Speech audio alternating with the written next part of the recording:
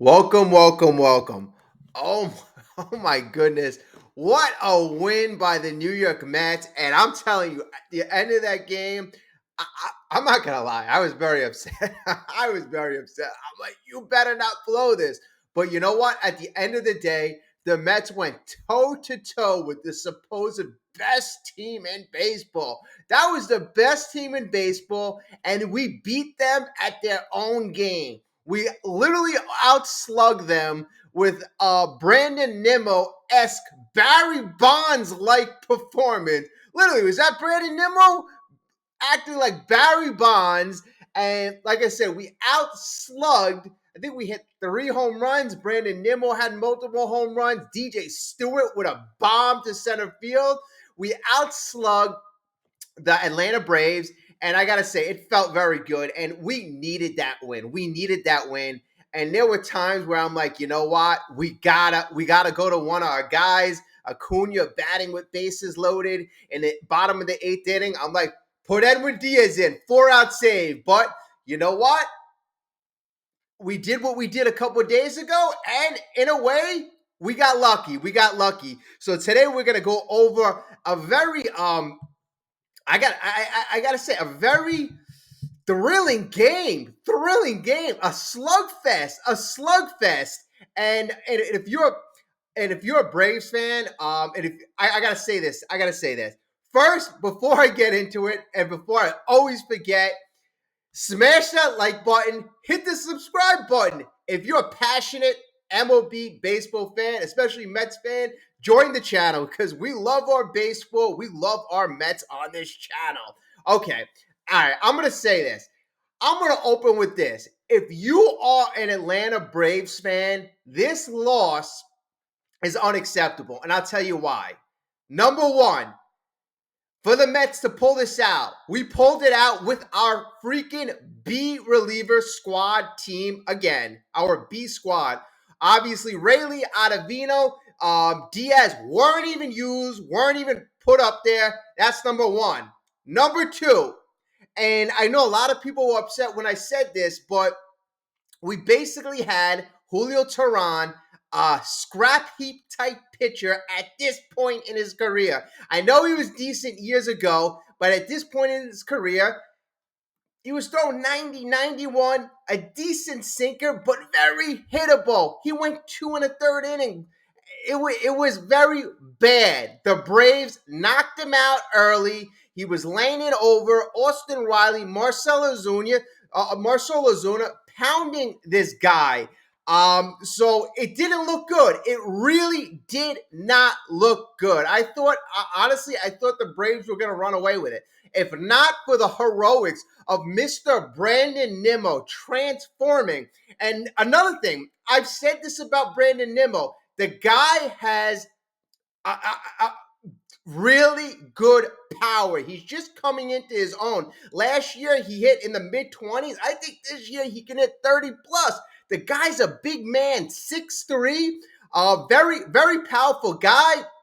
I said he should be batting 3. And another reason why the Braves should be upset. We had our B reliever squad.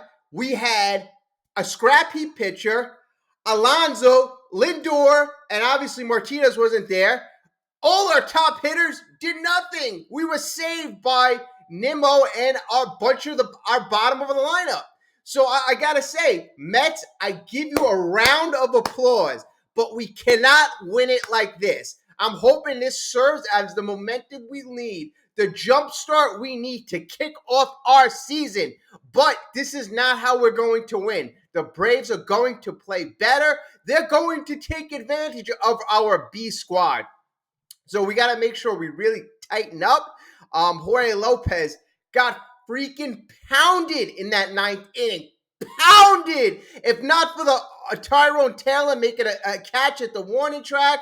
And, literally, the game is either going into extra innings, and that would negate what Carlos Mendoza was trying to do. Carlos Mendoza was essentially trying to save the pen. And I'm like, Mendoza has 3 outcomes. Number one, we could get lucky like we did and win 8-7. Number two, the Braves could win. obviously, and they had a likelihood of winning. Or number three, we could think the Braves could tie this game, and then we can go into extra innings, and then we use even more bullpen. So there were a lot of negative outcomes by going with a guy like Jorge Lopez. But at the end of the day, we got lucky. We got lucky. All right, so we're gonna go through this game. We're gonna go through some key moments. Again, if you didn't hit the subscribe button, if you didn't hit the like button, again, here's your chance. All right, so let us go through the game and let's talk about some key spots.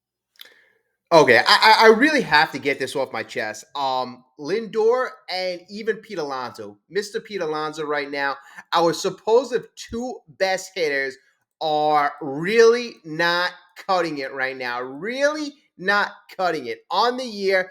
It is just pathetic numbers. And Mr. Pete Alonso, you're looking for that contract. You're looking for that contract. Teams right now are looking at you. So you're right now in an interview process. Right now, in your first 42 at bats, you have 2 home runs, 3 RBIs. You're batting 167 and you have 7 hits. 7 hits. Just double check. 7 hits. Francisco Lindor, even worse. Despite having the big breakout game that Gary Cohn keeps mentioning yesterday, and folks, it wasn't a breakout game. He had 1 double and a home run yesterday. He didn't have multiple homers, but he has 3 hits on the year. He's batting .075. So I just want to get that off my chest. Our 2 guys have to get going. And I also want to say this because this is more important than anything else. More important than anything else. The comments or the things on Twitter about Francisco Lindor's wife, kids, family, extremely, there aren't even words to describe how horrific that is. And I don't even think I'm saying that. I don't know who said this. Mets fans. I don't even think Mets fans would say something so horrific. At the end of the day, it's just baseball. You don't threaten people's families. That's criminal. That's criminal. So, obviously there's crazy people out there. So, that's not us, but I just wanted to kind of make mention of that because this is baseball. You don't go after somebody's family. That is unacceptable, extremely unacceptable. Okay, back to the game. All right. So the first 2 innings of this game kind of really started off, pitcher's duel. Tehran looked good the first 2 innings. Morton looked good. Then in the bottom of the 3rd inning, that's when the Atlanta bats woke up. Marcell Ozuna, that he kind of put the dagger in the coffin of Tehran. He had a 2-run homer, and the Mets were down 4-0. But the Mets, I gotta say, we showed a lot of resilience this game. We certainly did. In the 4th inning, that's when we really got started. We started putting some runs on the board, and Brett Baty has looked like a different man. And they're making comments how the guy's playing with fire and desire right now. He's pounding his fist. He's showing emotion out there. Great. Alvarez, like I said, I like the way Alvarez plays. I'm liking the way Baty plays. Baty had a couple more hits today. He had 3 hits on the game. On the year, he has 12 hits. He's actually leading our team in hits. He's got 12 hits, a homer, 5 RBIs, batting .333, on base to .385, OPS of .802. So this is the guy that literally was the second best third baseman behind Gunnar Henderson 2 years ago. This is the guy we were searching for, and finally he has emerged in the major leagues as Mr. Brett Baty. So I really like what I see from Brett Baty. So in the 4th inning, we started off the inning well. Alonzo walked. Alvarez, he then struck out. Brett Baty, like I said, he gets a hit. So right at that point, it is 1st and 2nd, 1 out. Marte drives a ball. He gets a single, and that makes it 4-1. So that is our first comeback run. Marte, I gotta say, Marte's looking pretty decent. He's moving well in the outfield, and I'm liking the outfield. Marte out there, even Nimmo in center field, Taylor in the outfield, and this is like the first time where I'm seeing, oh, okay, now I see what Stearns was talking about. The defense is rocking and rolling. Thank God, Bader. Bader was out this game. It's a wonder. I'm a guy who I'm not high on Bader at all, and he was out this game, and the defense seemed to have picked up in the outfield, and the offense picked up. Wow. Okay, if this happened, Bader's not going to see a lot of time. All right, so to end that inning, Stewart grounded into a 4-6-3 double play in the top of the fourth inning. And at that point, I'm saying, oh my God, this guy, DJ Stewart, he's going to have to step up soon because he is at risk of losing his job when Martinez comes back. So at this point, it's the top of the fourth inning, and it is now 4-2-1. And Mr. Reed Garrett, he steps into the game for Julio Teheran, and he pitched well. He pitched a very strong 2 1/3 and allowed 0 runs, and this allowed us to get back in the ball game. All right, fast forward to the top of the 5th inning, and this is where we did our damage. McNeil got on base with a walk. Wendell got on base with a walk. Another no offense guy. So it's first and second, no outs. Brandon Nimmo, a.k.a. Barry Bonds, the Mets version, gets up and he slugs a 434-foot bomb to right field. A bomb, making it 4-4, changing momentum around, shifting it back over to the Mets. And that's where I'm like, okay, we got a ball game right now. We have a ball game. In the rest of that inning, Lindor would come up next, hit a lazy fly ball. Pete would hit the ball to the shortstop, and then Alvarez struck out. So we got 3 runs that inning, and it made it 4-4. I'm like, okay, we got a ball game. Nice. All right, so now let's go to the 6th inning. In the 6th inning, the Braves tacked on 1 run in the bottom of the 6th. The Mets in the 7th. The Mets in the 7th. All right, so the Mets in the 7th inning, they are down 1 run, 4-5. And at this point, I'm like, okay, how are the Mets going to respond? The Braves just tacked on a run in the bottom of the 6th. How are they going to respond? Well, I'll tell you. Brandon Nimmo responds. Another home run deep to center field. 5-5 ties it up. And this guy just having a day, smiling. And I'm so happy with the way Brandon Nimmo responded this game, literally carrying the team. 4 hits, 5 RBIs. I mean, I don't know. It sounds like that's one of the best games of his career, but Brandon Nimmo was a freaking beast, a beast. Okay, folks, so right now the game is 5-5, and here we go. Top of the 8th inning, and this is, I gotta say, probably one of the Mets' best innings of the entire year. And here we go, because this is how I like how we respond. All right, so in the top of the 8th inning, it started off like this. Alvarez, he hit a ball to, I believe it was right field. It was either right field or left field. So we started off with an out. Then Beatty hits a ball, base hit, and then he stole a base. So it's man on second.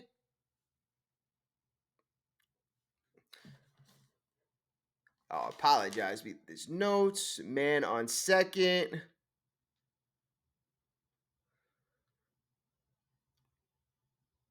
All right, so man, see, this is what happens. Sometimes I take sloppy notes. Okay, so we got a man on second. Brett Beatty gets to second base. Eventually, DJ Stewart comes up and hits a 2-run bomb. And like I said, folks, DJ Stewart was at risk of losing his job. That was such a big home run. That made it 7-5. So we need to build a cushion against the Atlanta Braves. Obviously, we know why. All right, so it's 7-5 at this point. Then McNeil, he walks. Taylor gets a hit. Nimmo, again, he gets another base hit in the 8th inning. tacks on an extra run, and this run was the game winner. So it made it 8-5. And we fast forward to the eighth inning. And the eighth inning, I got to say, was extremely tenuous, extremely stressful. The bottom of the eighth inning, when Drew Smith came in, and I got to say, Drew Smith did the best he could. He did the best he could, but he was running on freaking fumes. He was running on freaking fumes.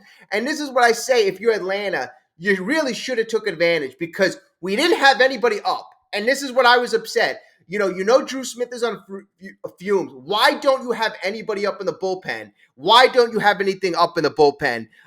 They made it darn close. They made it really darn close. They scored 2 runs in the eighth inning. I'm sorry, they scored 1 run in the eighth inning, so that made it 8-6. We had a lucky 5-4. Riley hit the ball hard to Beatty to end the inning, which was a big out. But I'm just saying, like, we got so lucky. The eighth inning could have resembled an eighth inning from hell. Drew Smith, luckily, was able to get through it. He had a big strikeout of Kelenic in that inning. Like I said, we faced Austin Riley with a couple men on base. And actually, it was bases loaded situation twice. But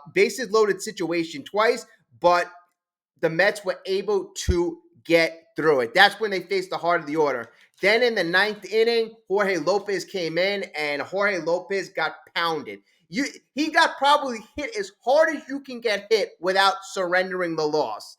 Luckily, it was 8-6 going into that inning. He surrendered a run.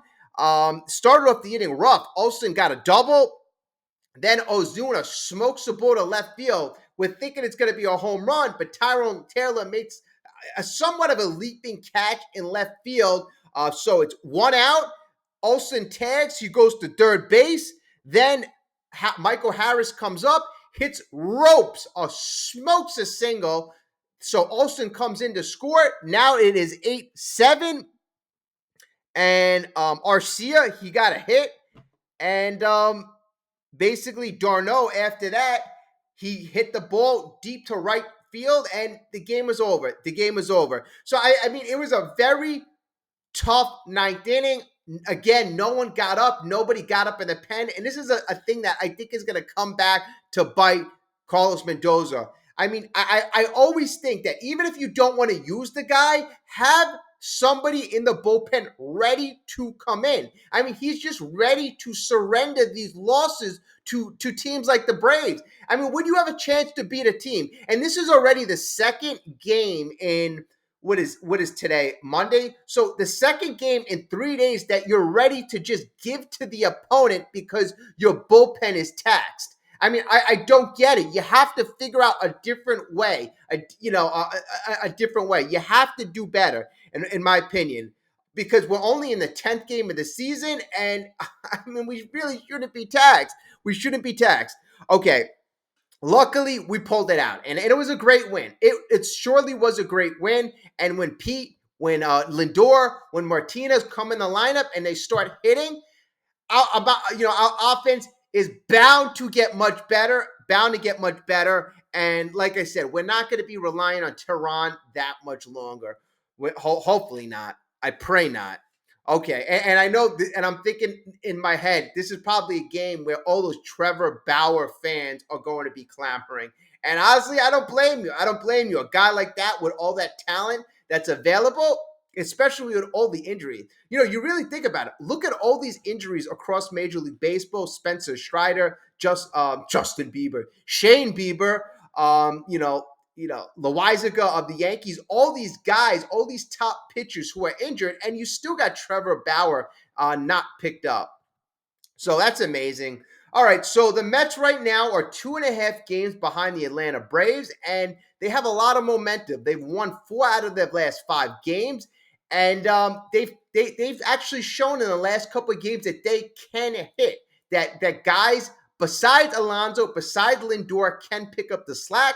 Guys like Beatty, guys like Nimmo, they can pick up the slack. Navarez the other day. So that is the good thing. But like I said, we're not going to go anywhere in this season if Lindor and Pete do not start hitting. That's the bottom line. Good thing is Martinez is coming soon. All right, folks, drop a comment.